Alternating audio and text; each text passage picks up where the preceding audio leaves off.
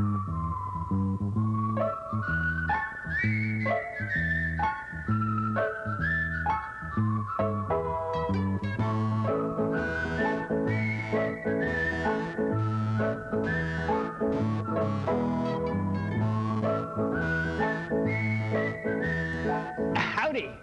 I'm just opening up my place, and, well, I'd like to show it to you. See that sign there? Now, that sign tells you what kind of a place this is. That word is shop. You know what a shop is? Yep, it's a store. I'll bet even you know what that word is. That's right, book. I got me a shop that sells books. Now, that word, that's a mighty important one, because that's my name, Tilson. I'm Mr. Tilson, and I'm mighty glad to meet you. Come on in to Tilson's Bookshop. Hello, Mrs. McGregor. Well, hi, Mr. Tilson.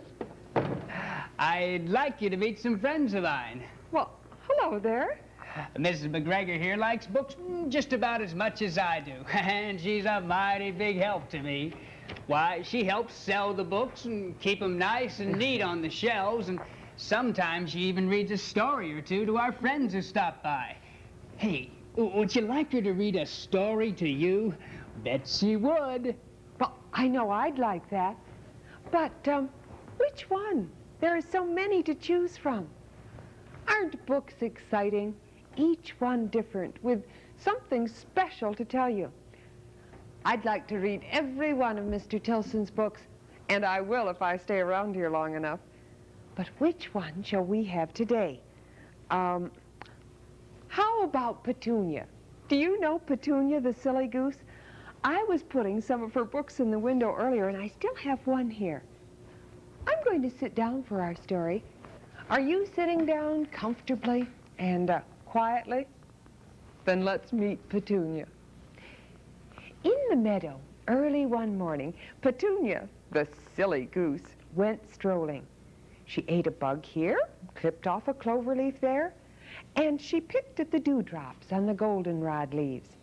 Then, suddenly, she saw something she had never seen before in the meadow. What was it?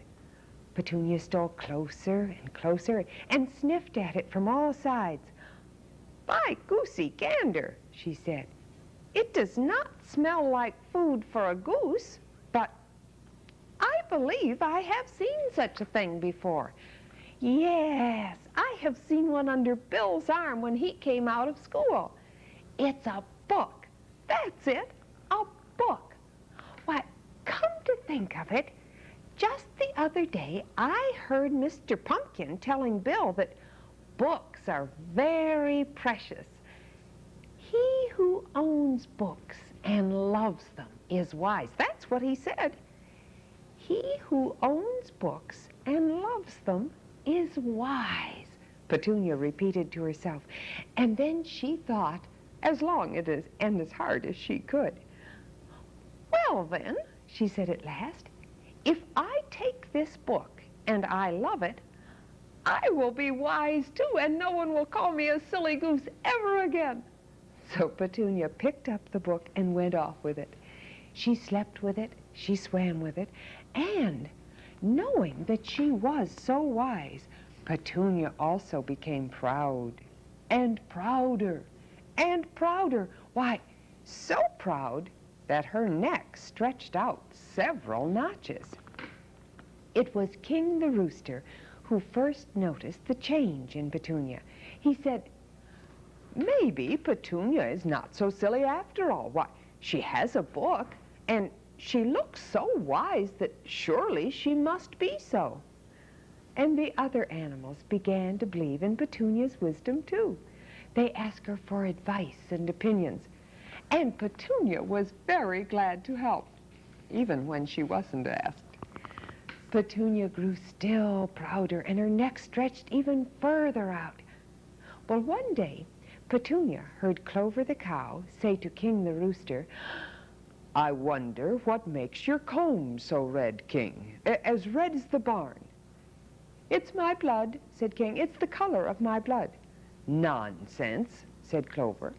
I have blood too, but I'm not a red cow. Why, your comb has been dipped in red barn paint. That's what makes it so red. You're both silly, of course, said Petunia. King, your comb was stuck on by the farmer so he can tell you from the hens and know who lays eggs and who doesn't.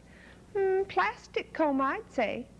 And so King never again shook his proud comb in song, for fear it might fall off. Poor sad rooster. But Petunia had other things to do. At the chicken coop, Ida the hen was cackling excitedly among her chicks. Oh, Petunia, she said, my chicks and I have been for a walk in the woods, and I think I've lost some of them. The farmer says I had 9, but oh, I can't count so very well. Oh, please, wise Petunia, count my chicks to see if they're all here. Glad to help, said Petunia. Let's see. 3 chicks at the fountain, 3 at the feeder, 3 about your legs. Now, 3 times 3, that makes 6. 6? Asked Ida. 6, is that less than 9? Oh, that's more than 9, not less, said Petunia. Lots more, my dear. More than 9? Oh, good gracious, as if I hadn't enough worries with my own 9 chicks, and where do those other chicks come from? Oh, dear, oh, well, I'll never be happy again. Poor, worried Ida. But Petunia had other things to do. In the meadow, she discovered part of Noisy the dog sticking out of a hole in the ground. Help, help, cried Noisy. I stuck my head in this rabbit hole, and now it won't come out. Help. Glad to help, said Petunia. Oh, it's a good thing I know what hunters do to get stubborn animals out of holes in the ground. Why, they smoke them out. Wait until I fetch some sticks and some matches. And so wise Petunia built a fire in the other end of the hole, and she fanned it well with her book. Her trick worked nicely.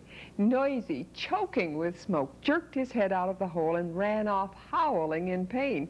His nose had been singed by the fire, and his ears were cut and bruised. Oh, poor moaning dog. But Petunia had other things to do. Beside the hedge, she met Straw, the horse, who was in pain from a toothache. Petunia, groaned Straw, I'm dying. Surely with your wisdom you can stop this horrible pain. Glad to help, said Petunia. Open your mouth. Why, you poor Straw, all these teeth, when no wonder you have a toothache. Look at me. Do I have teeth? Of course not. So I have no toothache. But I'm going to stop that pain right now. I'm going to pull all those teeth, all of them. Let me get some pliers. But Straw did not wait for the pliers. He was so afraid of losing his teeth that he never mentioned his toothache to another soul. He suffered in silence. Ah, poor forlorn horse. But Petunia had other things to do. Cotton the kitten went up a tree but could not come back down. And while he meowed and meowed, his friends called for Petunia. Glad to help, said Petunia. I know just what to do. Since none of you is tall enough to reach Cotton by yourself, why, all of you shall do it together. Donkey on top of Clover, pig on top of Donkey, and so on. Simple. So Donkey climbed on top of Clover, Pig on top of Donkey, Goat on top of Pig, Sheep on top of Goat, Piggy on top of Sheep, Turkey on top of Piggy, Duck on top of Turkey, Hen on top of Duck. Suddenly, Clover cried out, "Stop, my legs feel wobbly." And she sat, and Donkey and the rest fell into a heap, and Cotton was so scared that he fell on top of them. They were all full of bumps. "Well," said Petunia, "Cotton is down." And so he was, poor bruised kitten. But Petunia had other things to do. In getting prouder all the time, she felt her neck stretch further out. She now wandered down the meadow where she found some friends gathered around a box. "Ah, wise Petunia," they shouted. "We found this box in the ditch beside the road. Maybe it's food, Petunia. Oh, please tell us what the writing on it says." "Glad to help," said Petunia, and she looked at the box on which were letters that spelled out, "Danger, firecrackers." "Now, let's see. Why, candies, that's what it says on the box. Yes, candies. Oh, you may eat them. Yes, of course." Well, no sooner had Petunia given the word than all the greedy mouths tore up the box and grabbed the candies out of it, and boom! What an explosion. And what a sight the animals were. Some were burned, some were bruised. Straw still suffered in silence. Noisy still moaned. Ida still worried about her chicks. King still brooded over his comb. All the barnyard was in trouble, and all because of Petunia. Her pride and wisdom had exploded with the firecrackers. Her neck had shrunk back to its usual size and was all bandaged up. She was the most downhearted of all, for now she saw that she was not a bit wise. Oh, but suddenly Petunia spied the book. The firecrackers had blown it open so that the pages showed. For she'd never seen them before. Now she saw there was something written inside the book which she could not read.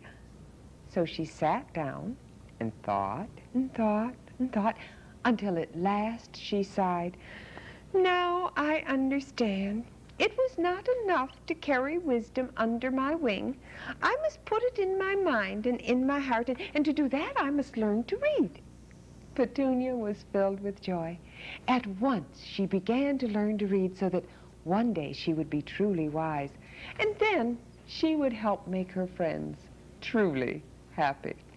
And that's the story of Petunia by Roger WVIZ-TV. So Petunia's going to learn to read.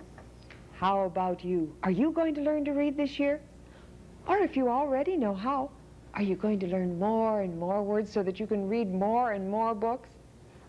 Reading's not always easy. It does take work on your part, but oh, the work is well worth it.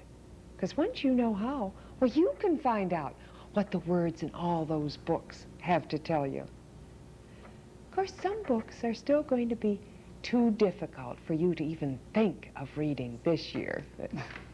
I'm afraid it's about time to run along now, Mrs. McGregor. Oh. But I'm awful glad that you stopped in and stayed a spell.